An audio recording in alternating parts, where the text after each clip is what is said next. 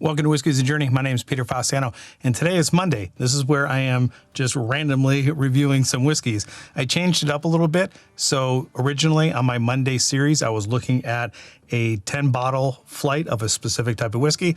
I'm getting away from that so I can review something like this, something that is new to the market.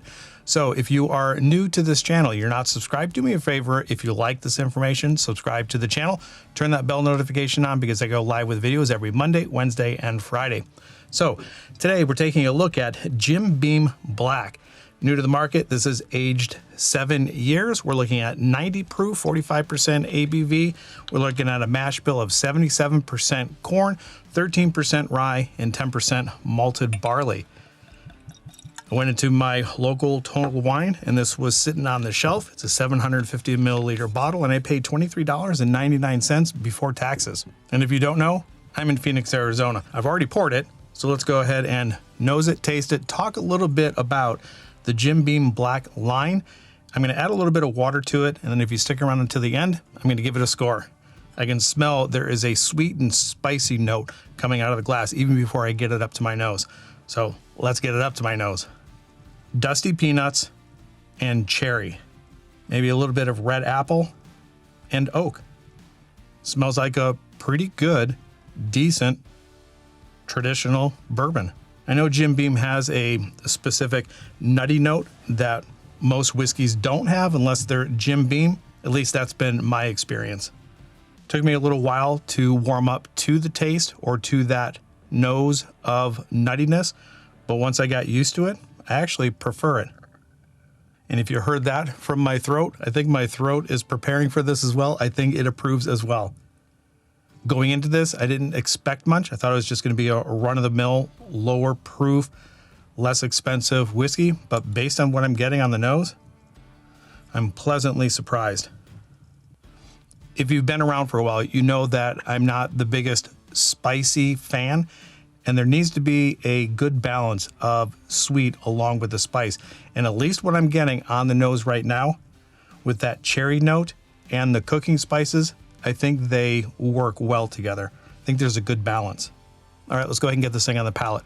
Well, yeah, all of those notes that I got on the nose are also coming through on the palate. On the arrival, I get a little bit of sweetness. I get the spice right afterwards. There's a good amount of oak. That cherry vanilla note comes through rather well. I get hit with a little more spice on the back end, and overall, it's pretty well balanced. I like the vanilla, I like the cherry, I like the oak. A little bit of barrel tannin on the side of my tongue, which always gives it that little extra depth. Maybe a small amount of tobacco as well. Yeah, I'm liking this quite a bit. You know, looking at like $23, $24 for a lower proof offering. Something might get somebody into the bourbon world.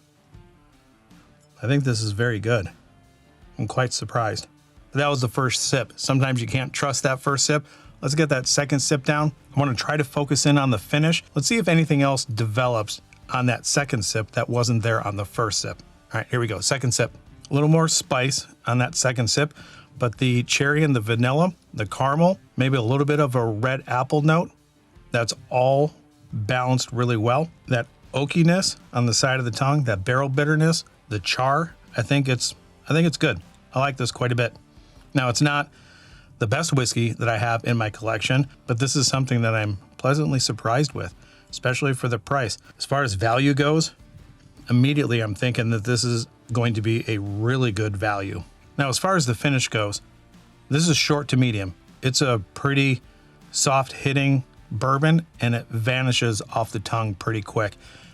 Initially, I get hit with that sweetness, the barrel tannin, the barrel bitterness, the oak on the side of my tongue, mid palate, elevates the spice on the back end. The sweetness is just consistent there. The cherry, the vanilla, and the caramel, all of that is just sitting there. And I don't want to say that it's going to drop off a cliff, but it goes pretty quick. And what you're left with is maybe a desire to go back and have another sip. So I think this is going to be something that you're going to have to be really careful with if you have it.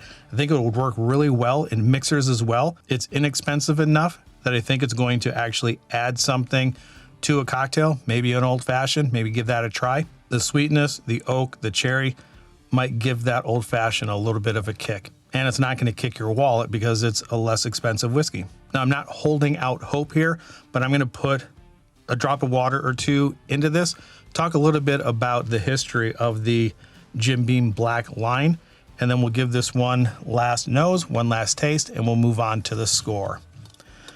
So because of the proof, not going to add a whole lot of water, maybe a drop or two.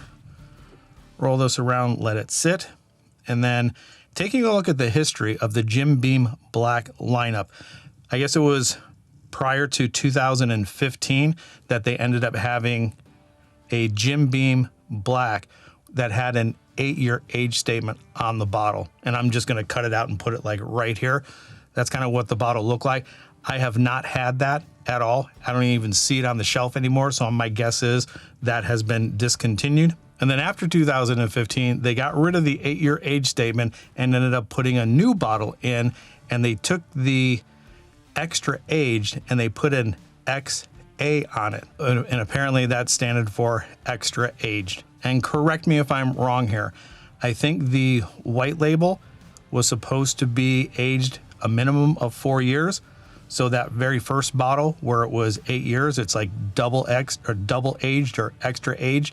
They're just doubling it. So they went from 4 years to 8 years. I don't know why they decided to take the age statement off of it, but then quickly after they had the XA, they redid that bottle in 2016 and they ended up with the extra age. They put a hyphen in there and got rid of the XA. And to my knowledge, that bottle is still sitting on the shelf today at a lesser price than this. I think I'm seeing it on the shelf for about $19. And if it's something that you're interested in, maybe I can just pick up that bottle and throw these two into a blind sample.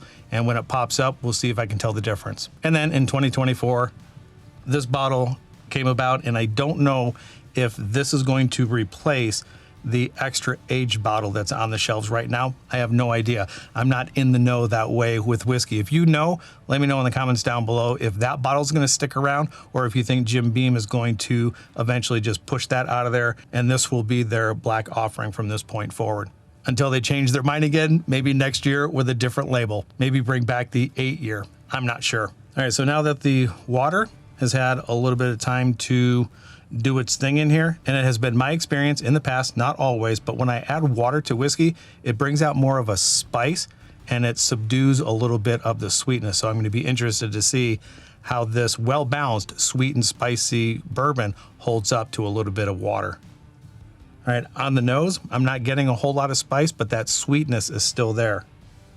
The vanilla, the apple, the cherry, all those typical bourbon notes. You can also throw in caramel. I wouldn't say that this is honeyed in any way, but even with a couple of drops of water, this smells very pleasant. All right, let's go ahead and get it on the palate. All right, there's the spice. A little bit more spicy on the palate. I'd say that oak or bitterness is a little bit elevated, but with the 2 drops of water, it kind of flattened out the flavors a little bit. Not drastic. I would say a drop or 2 of water in here might be okay.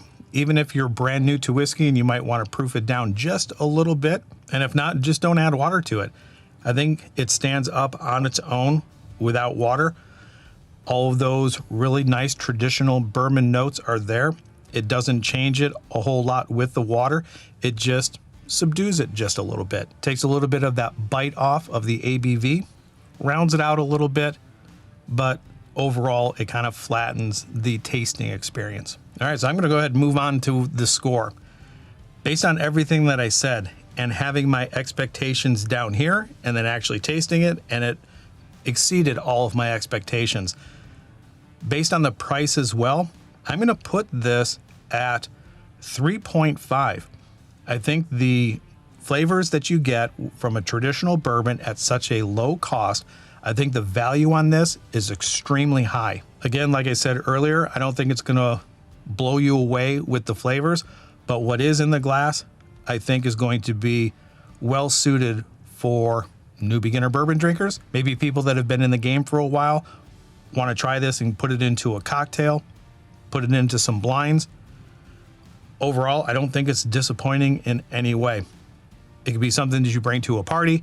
It could be something that you can just serve to your friends.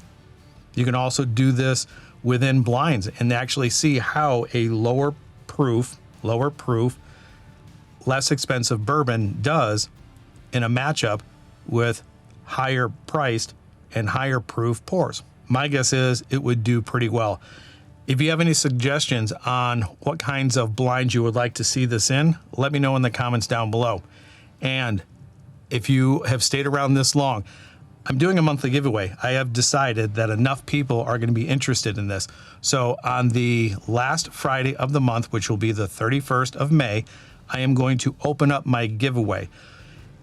You can donate $5 to the channel. This unfortunately has to be only US address or US shipped only. So underneath the video, I think there's like a little 3 dots or there's a money sign or a heart. If you click on that, you can donate directly to the channel. I'm not asking anybody to become a Patreon member because I don't have that option. But if you are willing to donate to the channel, support the channel, every $5 will get you 1 entry into the month giveaway. And if you are selected 2 weeks into June, you can have your choice of anything that I did in the month of May. And what I'll do is I'll give you 6 2-ounce samples of anything that you've chosen. So stick around until the last video of May 31st, and get in on the giveaway if you want to. That's all I have for you today. Wherever you're at in your journey, I hope you're enjoying it, because there are pours out there like this that make me really enjoy this entire journey. I had preconceived ideas of a low proof, less expensive whiskey, and this surprised the heck out of me. If you see it in your market and you're curious, definitely pick it up. That's all I have for you. Till the next time, we'll talk to you later. Bye.